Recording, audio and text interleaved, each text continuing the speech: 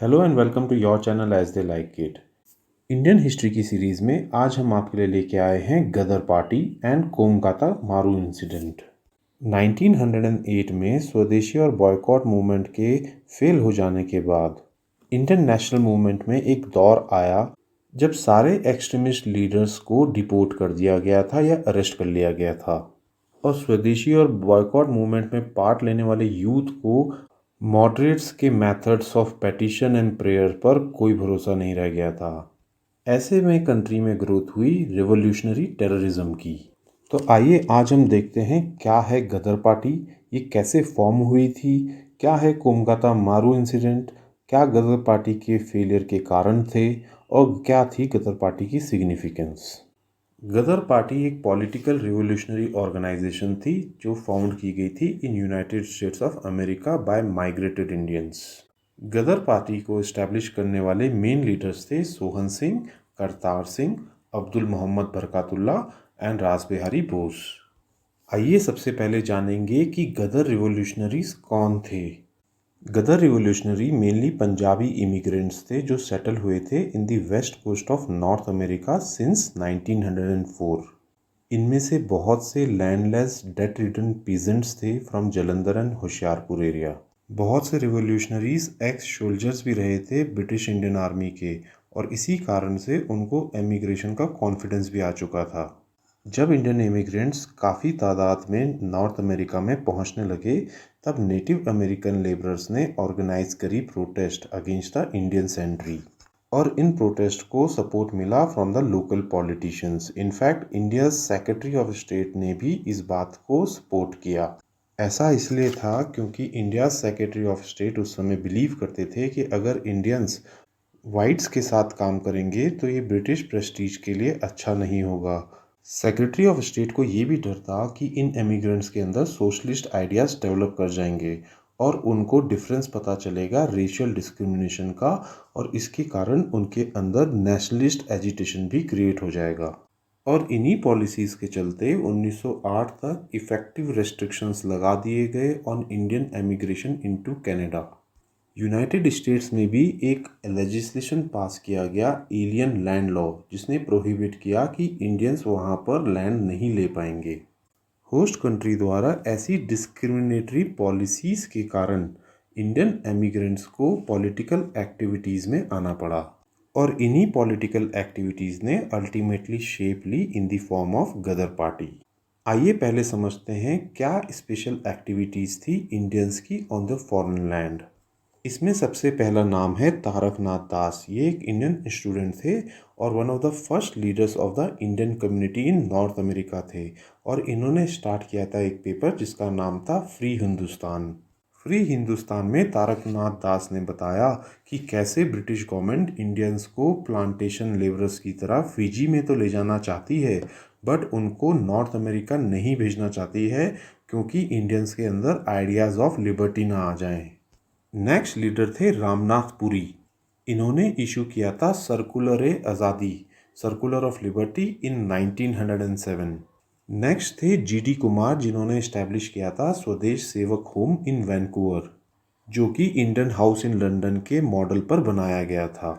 Next is United India house, जिसे 1910 में तारक नाथ दास और जीडी कुमार ने मिलकर बनाया था। यूनाइटेड इंडिया हाउस सिएटल में बनाया गया था और यहाँ पर लेक्चर दिया जाता था group of 25 Indian labourers every Saturday. United India house ने क्लोज टाइज बना ली थी खालसा दीवान सोसाइटी के साथ, और 1913 में इन्होंने डिसाइड किया कि वो एक डेपुटेशन भेजेंगे मिलने के लिए colonial secretary in London as well as viceroy and other officials in India.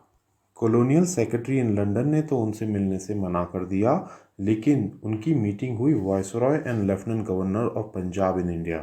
But important बात यहाँ पर यह है कि उनकी इस विज़िट ने एक series of public meetings arrange कर दी इन लाहौर, लुधियाना, अम्बाला, फिरोज़पुर, जलंधर, अमृतसर, सियालकोट, शिमला, जहाँ की मीडिया की इन्हें फुल कवरेज मिली और जनरल पब्लिक का सपोर्ट भी मिला।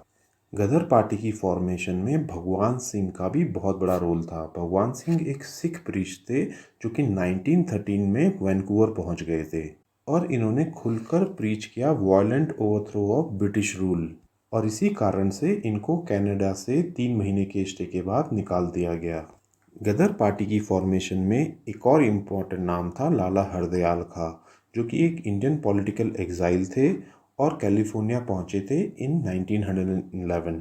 1912 में जब viceroy of India Lord Hardinge पर बॉम्ब गिराए जाने की कोशिश की गई तो इस इंसिडेंट ने लाला हरदयाल के अंदर एक रिवॉल्यूशनरी पैदा कर दिया। 1913 में बनाई गई पोर्टलैंड हिंदी एसोसिएशन, एक वर्किंग कमेटी बनाई गई और डिसीजन लिया गया एक फ्री वीकली पेपर स्टार्ट किया जाएगा जिसका नाम होगा गदर, और साथ ही हेडक्वार्टर्स सेटअप किए जाएंगे फ्रांसिस्को में युगांतर आश्रम पर। 1913 के इसी इवेंट को गदर अपराइजिंग का स्टार्टिंग पॉइंट माना जाता है। इस पेपर के टाइटल ने ही क्लियर कर दिया ये ऑर्गेनाइजेशन क्या रूप लेने वाली थी, जब टाइटल दिया गया गदर अंग्रेजी राज का दुश्मन।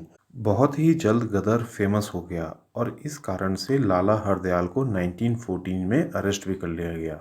आइए अब जानते हैं कोमकाता मारू इंसिडेंट क्या था। यहाँ ये बात जान लें कि जापानीज में मारू शिप को कहा जाता है।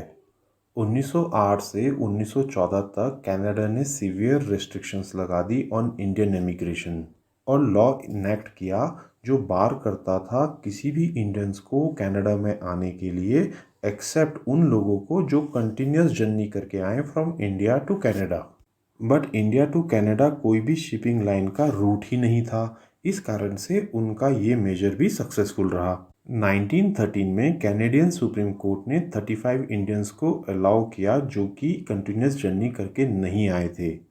इस डिसीजन से एनकरेज होके गुरदीत सिंह जो कि एक इंडियन कॉन्ट्रैक्टर थे सिंगापुर में, उन्होंने डिसाइड किया कि एक शिप को वो चार्टर पे लेंगे और ट्रांसपोर्ट करेंगे सभी इंडियंस को from east and south east Asia to Vancouver.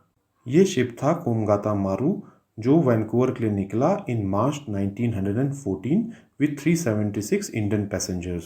Gadar activists भी कोमगाता मारू को सपोर्ट कर रहे थे और उन्होंने कोमगाता मारू पर डिस्ट्रीब्यूट किए अपने लिटरेचर्स एंड लेक्चर्स। दूसरी तरफ कैनेडियन प्रेस इस इंसिडेंट को माउंटिंग ओरिएंटल इन्वेजन का नाम दे रही थी। जब कोमगाता मारू वैंकूवर पहुंचा तो इस शिप को पोर्ट में अलाउ ही नहीं किया गया। इसके रिस्पॉन्स में गदर पार्टी ने बनाई एक shore committee under the leadership of Hussain Rahim, Sohanlal Pathak and Balwant Singh, और इस शोर कमेटी का काम था to fight for the passengers rights, जिसके लिए फंड्स भी रेज किए गए और प्रोटेस्ट मीटिंग्स भी हुई। इसी समय ब्रिटिश के अगेंस्ट इंडिया में रिवोल्ट की तैयारी चल रही थी। एक पावरफुल कैंपेन ऑर्गेनाइज की गई by the Ghadar party in United States, जहाँ पे लोगों को एडवाइस किया गया कि वो प्रिपेयर करें फॉर द रिबेलियन। कोमगाता मारू जब वापस आने लगा तब वर्ल्ड वॉर 1 स्टार्ट हो गया और ऐसे में ब्रिटिश गवर्नमेंट ने एक ऑर्डर इशू किया जिसमें कहा गया कि किसी भी पैसेंजर को बीच रास्ते में डिसएम्बार्क नहीं किया जाएगा, चाहे बीच रास्ते में कितने भी पोर्ट्स पड़ें, और इन सभी पैसेंजर्स को सिर्फ कलकत्ता में ही डिसएम्बार्क किया जाएगा। इस ऑर्डर से लोगों में एक एंगर और रिसेंटमेंट हुआ जो कि एक फोकल पॉइंट बन गया for the anti British mobilisation. जब ये शिप कलकत्ता पहुंचा तब पैसेंजर्स का पुलिस के साथ झगड़ा हो गया। इस इंसिडेंट पे गदर पार्टी लीडर्स ने एक स्पेशल मीटिंग की और ये डिसाइड किया गया कि ये सही मौका है जब ब्रिटिश के अगेंस्ट रिबेलियन किया जाए। बट गदर एक्टिविस्ट के पास इस समय आर्म्स की कमी थी। उन्होंने प्लान किया कि इंडिया पहुंचकर इंडियन सोल्जर्स के सपोर्ट से ये कमी दूर कर ली जाएगी। अब गदर पार्टी ने इशू किया ऐलान जंग या proclamation of war. Mohammad Barkatullah Ramchandra Bhagwan Singh ने एक सीरीज ऑफ पब्लिक मीटिंग्स करी और उसमें इंडियंस को एनकरेज किया गया कि वो अपने होमलैंड चलें और पार्ट लें इन दिस रिबेलियन। इधर इंडियन गवर्नमेंट को भी गदर पार्टी के इस रिबेलियन के बारे में पता चल चुका था। बट इंडिया पहुंचकर गदराइट्स को पता चला कि इंडिया के पंजाबीज उनके किसी तरह से फेवर में नहीं हैं। इनफैक्ट चीफ खालसा दीवान ने उनको फॉलन सिख और क्रिमिनल्स का नाम दिया और हेल्प करी गवर्नमेंट की इन ट्रैकिंग देम डाउन। 1914 तक इन गदराइट्स ने कई सारे अटेम्प्ट्स किए फॉर द रिबेल, बट उनके सारे एफर्ट्स कामयाब नहीं हो पाए because of lack of well organised leadership and central command. By 1915 इस गदर अपराइजिंग को एक बड़े लीडर की कमी महसूस होने लगी। तब रास बिहारी बोस, जिन्होंने वायसरॉय हार्डिंग पर अटैक किया था, वो रेडी हुए गदर अपराइजिंग की कमांड लेने के लिए। लेकिन तब तक ब्रिटिश गवर्नमेंट को गदर अपराइजिंग की सारी सीक्रेट्स पता चल चुके थे। Majority of its leaders were arrested and Ghadar movement is therefore crushed. आइए अब जानते हैं गदर मूवमेंट की अचीवमेंट्स क्या हैं। गदर मूवमेंट की सबसे बड़ी अचीवमेंट ये है कि इसने एक ऐसे पीरियड में जब एक्सट्रीमिस्ट डिपोर्ट कर दिए गए थे और मॉडरेट्स पर किसी को भरोसा नहीं रह गया था, ऐसे में इन्होंने इस्टेब्लिश किया a tradition of resistance and secularism.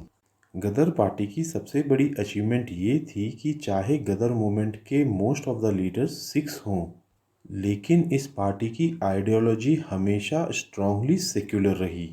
जहां लाला हरदयाल रामचंद्र जैसे लीडर हिंदू थे, वहीं बरकतुल्लाह जैसे लीडर मुस्लिम थे। इसीलिए गदराइट्स ने कम से कम एक सेक्युलर कॉन्शियसनेस क्रिएट की कंट्री में। आइए ब्रीफ में देखते हैं गदर मूवमेंट की वीकनेसेस क्या थी। सबसे बड़ी वीकनेस ये थी कि गदर रिवॉल्यूशनरीज प्रिपेयर्ड नहीं थे। दूसरी वीकनेस ये रही कि गदर रिवॉल्यूशनरीज फेल रहे in mobilising and motivating peasants and soldiers in India. Third weakness थी कि उन्होंने अंडर एस्टिमेट किया military and organisational might of the British empire. Last और इम्पॉर्टेंट वीकनेस गदर मूवमेंट की ये रही कि इनके पास एक इम्पॉर्टेंट लीडरशिप नहीं थी। लाला हरदयाल इस रोल के लिए फिट नहीं थे। तो दोस्तों, ये थी हमारी coverage regarding Ghadar movement and Komagata Maru incident. अगर आपको ये वीडियो पसंद आई हो तो हमारे चैनल को लाइक एंड सब्सक्राइब करें। साथ ही इंस्टाग्राम और टेलीग्राम से जुड़ें, जहाँ की हम फ्री क्वेश्चन बैंक और फ्री PDF देते हैं। Thank you.